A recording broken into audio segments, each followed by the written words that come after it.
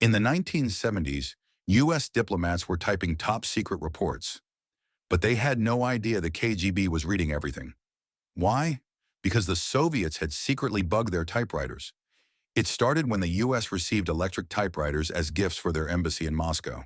But hidden inside the machines was a tiny radio transmitter. Every key pressed sent out a signal, broadcasting what was being typed to a nearby KGB station.